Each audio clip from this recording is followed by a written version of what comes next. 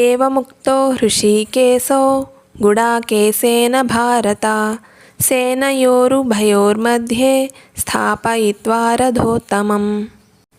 శ్లోకంలో ఉన్న పదాల మీనింగ్: సంజయ ఉవాచ అంటే సంజయుడు పలికెను అని అర్థం. ఏవం ఆ విధముగా, ఉక్తః సంబోధింపబడినవాడై, హృషీకేశ శ్రీకృష్ణ భగవానుడు, గుడాకేశేన అర్జునుచే, భారత ఓ భరతవంశీయుడా, సేనుయోరుభయో రెండు సేనల యొక్క మధ్యన, స్థాపయిత్వ నిలిపి, రథోత్తమం శ్రేష్టమైన రథమును.